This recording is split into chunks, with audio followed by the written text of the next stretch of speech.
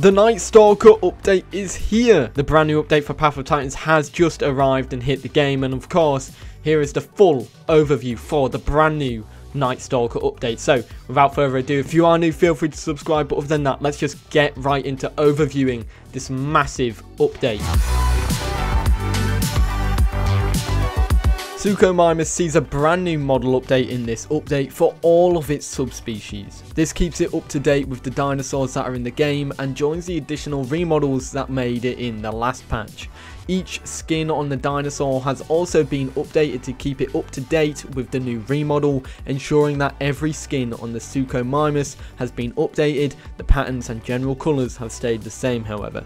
Suchomimus' new model also enjoys updates to its animations for locomotion. This was shown off in a Path of Titans official model showcase, which was released previously a month ago. I'll have them on the animations showcase on the screen now so you guys can see it. The fleet-footed Tyrannosaur Alderon also enjoys model updates in this patch. Alderon enjoys model updates to every single one of its subspecies, which is the theme here. Additionally, its skins have been updated alongside the model updates to ensure that they still blend with new models of the dinosaur. Alderon also enjoys new locomotion animations that were also shown off by the developers of Path of Titans in a previous video which Suchomimus was in, and I'll put that on the screen as well.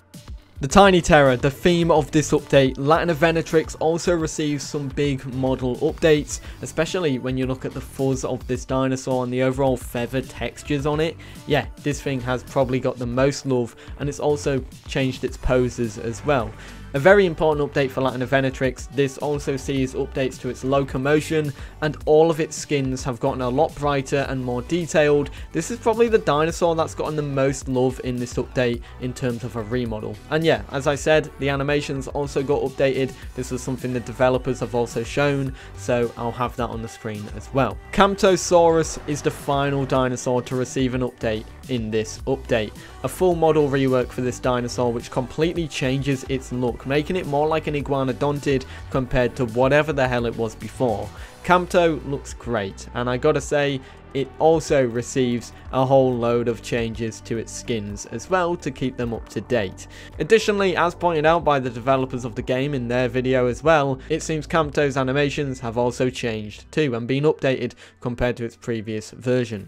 That being said, that's all the remodels for this update. Let me know your thoughts. The final two things for dinosaur updates. Styracosaurus received a small update to its different subspecies, essentially changing them all. Styracosaurus albertensis is now plus 2 times thrill damage. Styracosaurus decornus is now plus 10% stamina recovery. And Styracosaurus spinocordis is now plus 4% attack damage. Anodontosaurus species have also been updated as well. Anodontosaurus lambae is now plus 10% venom healing. Anodontosaurus obtunzi is now plus 5% armor. And Anodontosaurus rosai is now plus 10% bone break damage. This is essentially a plus onto their base stats, which is quite nice.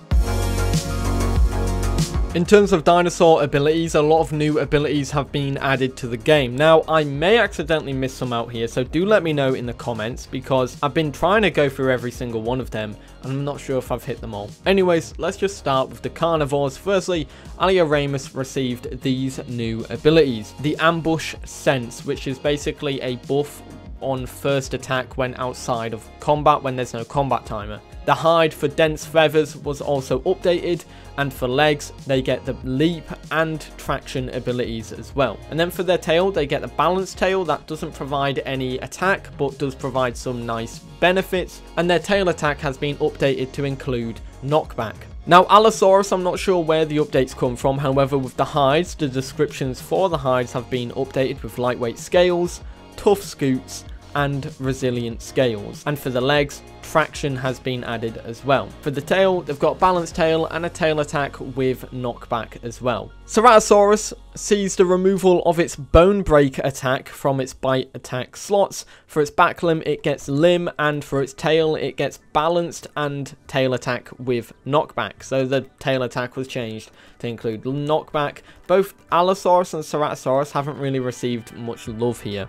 Concavinator is next. It gets the nictitating membrane sense, which includes increases its view range when you are in the water compared to without the sense. It then gets a brand new hide ability alongside streamlined and lightweight scales, which see updated descriptions. The new hide is called Scabbing Blood, which is a bleed resistance of up to 40% from, well, bleed. Then you get Paddle Tail, which increases your swimming rates and makes it better for swimming, and a tail attack with knockback as well. Daspletosaurus sees a Heavy Bite, which is the removal of the old Bone Break non-charged attack and replaced with this Heavy Bite. It's essentially a slower attack that does a large amount of damage. Then for its hide, Tough Scoots and Resilient Scales, with Tough Scoots being new and Resilient Scales being new as well, I do believe. Traction is a new legs ability for this dinosaur, and then for the tail you get the same standard balanced tail with a tail attack with knockback as well, and that's Daspletosaurus. Deinonychus sees dense feathers and lightweight for the hides being added to it, and then it gets a brand new tail ability called Rudder. However, it also gets an alert call, which I do believe increases damage for your group members when you are out of combat, which is a nice touch. Kaiwekia gets strong flippers and Skydiver. Skydiver basically reduces the fall damage when you're falling out of the sky. I believe Thalassodromeus got that as well. The main focus of this update is Latanovenatrix, and it did get some love, with Moonlight Hunter being added as a sense, which gains 15% increased damage and 10% increased movement speed during the night. All of these for Latanovenatrix are night based abilities. Then you get a brand new hide, and this is the only hide available for this dinosaur, which allows it to gain 50% increased bleed and venom heal rate during the night. This is called Night Stalker. For the voice, you get both Hiss and Call of the Night Terrors. Hiss reduces incoming damage by 20% for 30 seconds, and Call of the Night Terrors once again is a night-based ability where every Latanovenatrix in your group gains 15% increased stamina recovery and 15% increased damage for 1 minute. This stacks up to 10 times and can only be used during the night. And that's everything for Latanovenatrix. Megalania sees some sensors get added to it with Twilight Menace, which allows it to gain 15% increased stamina regen during the night, and of course Nictating Membrane. It also gets a brand new hide, which is called Toxic Immunity, which allows it to become immune to venom and poison and take 25% increased incoming damage as a result of such. Your back limb gets some stuff as well, with Leap and Webbed Feet being added to the roster for your back limb abilities.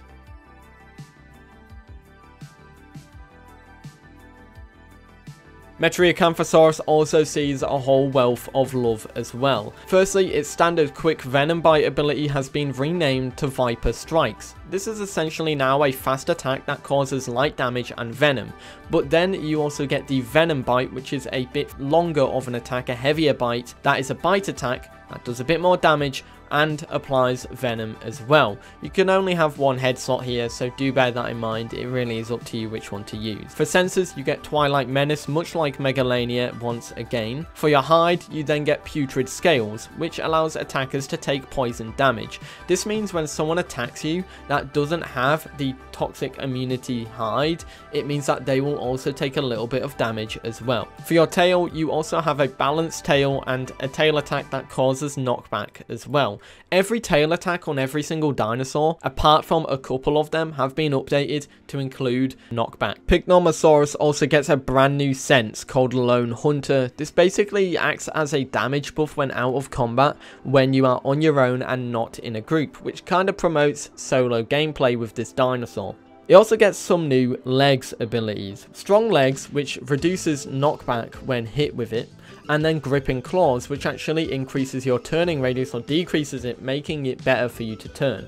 Then you get the same old balanced and tail attack for your tail with knockback. Sarcosuchus sees the ambush ability that Alioramus has getting added to its sensors, as well as Nictating Membrane. These are two things you have to switch between here, basically sacrificing whether you want to take more damage or increase damage when you are attacking first or seen further in the water. Now do bear in mind, Sarcosuchus has seen its health pretty much get halved, so it's gonna need that damage buff anyways. You also get a brand new ability called Gator Dash. This is because it's basically a short boost of speed on land, and this is its old running ability returning to the game. Spinosaurus also gets nictating membrane, but now on its claw slots, it's got 2 claw slots, but only 1 claw attack. So maybe a claw attack or an additional one maybe coming in the future. It also gets paddle tail, and its tail attack now has knockback as well. Suchomimus gets 2 sensors based abilities, with nictating membrane being the main one and drenched blows being a unique one to Suchomimus. This means that when you're attacking a dinosaur that is wet, that dinosaur takes more damage. You also get amphibious scales being a brand new hide for this dinosaur. This means that you stay wet for longer. Additionally, you get the webbed feet for your feet, and paddle tail and tail attack with knockback as well. For Philasodromius, you get the land running sense, which increases your running speed and makes it better to run on land, and gripping claws for your front limb ability, which allows you to turn better, much like Pycno got as well. For your legs, you get Skydiver and webbed feet as well. Skydiver is pretty much like what the Kaiwekia got, and webbed feet just makes it better to swim in the water, which is all around some nice additions for Philasodromius. For Tyrannosaurus, the only things I actually sees here is its scales, whether that's lightweight scales or resilient scales, having description updates, and that's all the carnivores. And now we move into the herbivores. Firstly, Albertoceratops gets a brand new sense called Stampede, which allows you to increase your group's damage by 2.5% with every sense in this group. For each ceratopsian in the group, it stacks up to 4 times. With your front limb, you also have balance now. You also do have your stomp attack that stays, but you can switch it out for balanced, which is where you lose ability to attack with front limbs, but gain increased turning radius. Then, of course, you get the tough scoots and the resilient scales hides. With your legs, you get an additional leg ability called Strong Legs. This is what Pycnomosaurus has, where you take 40% less knockback damage and increase 15% bone break healing. And that is everything for Albertoceratops. Moving on, we have Amargasaurus. Its headbutt icon has changed, and then moving on to sensors, you get Sturdy and Lone Survivor. And a note here is all herbivores lost their fat reserves metabolism. For Anodontosaurus, you no longer have a head attack, but you get the Lone Survivor sense ability. Then for your front limb, you get Traction and Strong Legs. Then obviously you get the hides, tough scoots and resilient scales as well. Moving on with your legs, you get Burly and Paddle. Paddle basically makes it so you can swim a little bit better, which is really good because Anodontosaurus had terrible swimming stamina. Also, the Bone Snap image has been updated as well. Additionally, it has lost the front swing tail attack. Barsboldia no longer has a head attack and now has 2 voice slots instead of 1, but it only has 1 voice slot ability. Camptosaurus now has the Hop Away leg ability, which is a quick speed boost while hopping like a kangaroo, which is pretty nice. Additionally, you get the alert call, which is the same as the alert call that Deinonychus has as well. Deinonychus gets nictating membrane for the sense, and 2 additional claw slots now instead of 1. This is weird because it only has 1 claw attack. It gets the thick down hide slot, which kind of replaces thick scales, and then for your legs you get burly and webbed feet.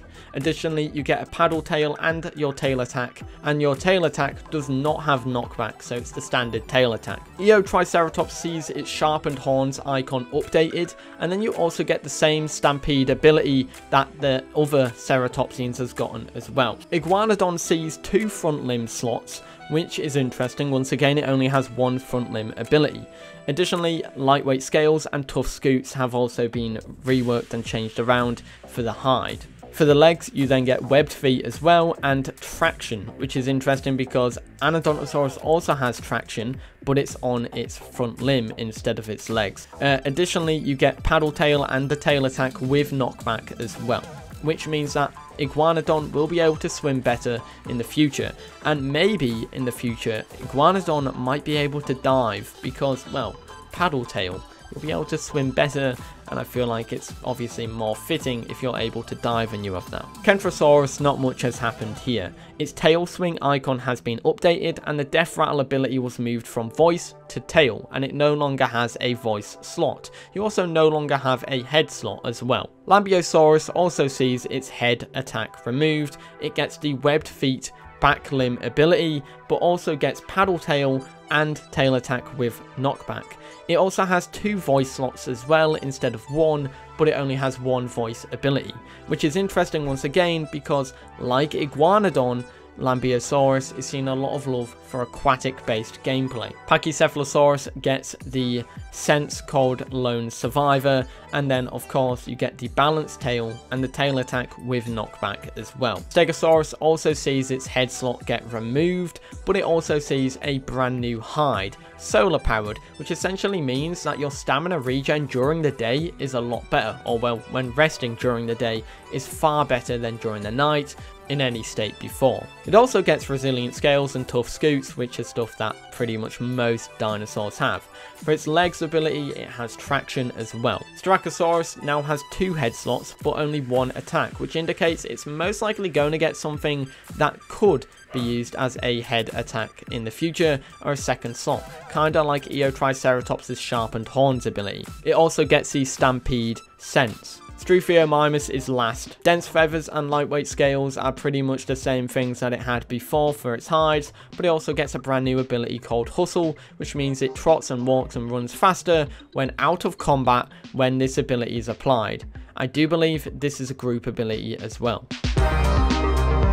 Moving on to some other stuff, let's start with some AI now. Of course, all of the fish in the game have been updated, but there is a new AI creature in the game, and that is the frog AI. These can be found in frog ponds, which are dotted around the map. There's essentially 2 types. There's the ones that spawn in the water, which carry the same AI as fish, and then there's ones that are dug up from burrows. Speaking of AI, a brand new AI critter has actually made it to the game as well, and this is called Basilemes. You may actually recognize this one because this is one of the OG critters for the game. Once again, these can be found in ponds and the little watery areas that are new to Gondwa as well.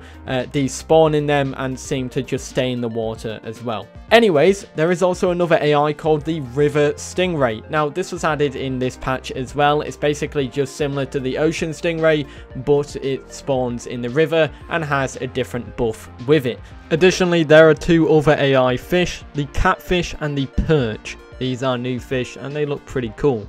Anyways, let's talk about some AI fish buffs. Speaking of AI buffs, every single fish, or most of them, have buffs attributed to them. So, the River Stingray gives you extra or better venom healing. The pike gives you a buff to stamina regeneration. The trout gives you a buff to bleed heal. The catfish gives you a buff to health plus, which is interesting there. That indicates there is also catfish in the game. That, to me, also is another new creature. The Basilemes gives you extra armor. The green turtle gives you extra armor. The manta ray gives you swim speed buffs. The arapaima gives bleed heal buffs and health heal buffs. The tuna gives you stamina regeneration buffs, and the kelp shark gives you bleed heal buffs as well, which is pretty cool. Those are all the buffs there. I didn't even know catfishes were in the game, so maybe that is actually new too.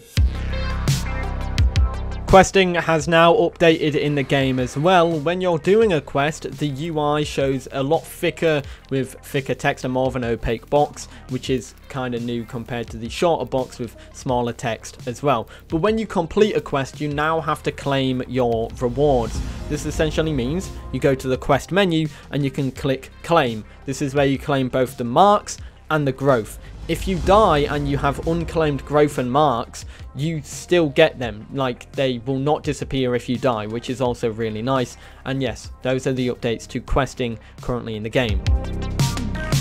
A couple things to do with character slots. There's more character slots now. There should be 1 for every single dinosaur in the game now. That is for official servers. Now, I do believe admins on community servers can also change the amount of slots that you can have in the game. Currently, you are now limited to only 1 dinosaur of each species. This means you have to merge any existing dinosaurs that you had before that were the same type. So if you have 2 Styracos, you merge them. Now, do be careful, because when you merge an adult into a baby, you get the baby. The adult is lost, but you get the marks from the adult and the skins unlocked from that. If you merge a baby to an adult, you get the adult, or an adult to an adult, or anything like that. As long as what you're merging into is the one with the max growth, then that is the one that gets it. Additionally, you can now change your dinosaur subspecies, whether that's in the menu or in home caves. This costs 500 marks, but when you do change your subspecies or your species, you lose a full growth stage. So once again, do bear that in mind as well. That is a feature of this new update.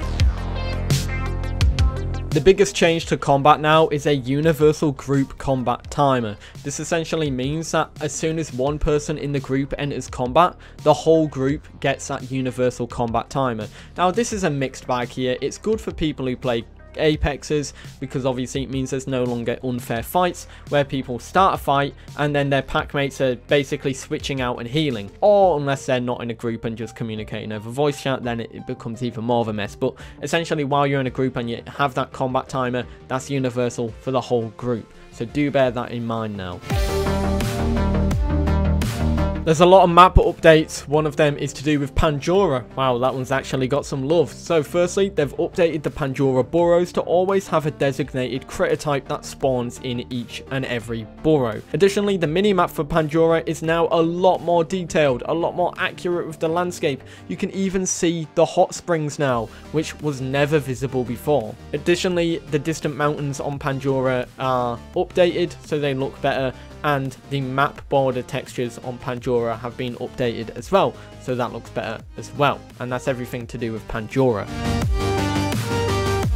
Moving on to Gondwa. Gondwa has received a lot of big updates. Firstly, they've updated the Gondwa environmental sounds, but also there's a lot of changes to a lot of biomes. Firstly, there is a lot of freshwater ponds dotted around the map now, but there are a lot of biome reworks. For example, Broken Tooth Canyon, a Sharp Tooth Marsh, Rainbow Hills, Stego Mountain, and so many more. There are so many updates to this map. I'm going to showcase some of my favorite ones in a little trailer right now. So let's get into it. Let's showcase some of these nice biome updates. And then after that, I'm just going to go over some of the core changes to the game in this update.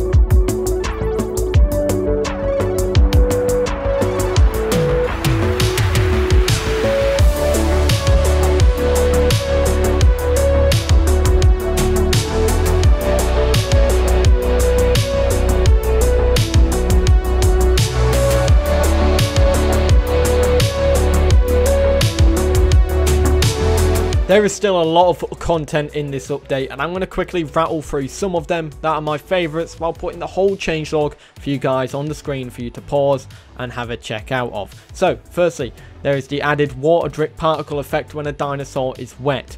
Updated Amargasaurus ability icons and Fisher and Hyper Carnivore ability icons, as well as Bone Break and some others as well. Reduced all fish flee speeds by about 25%.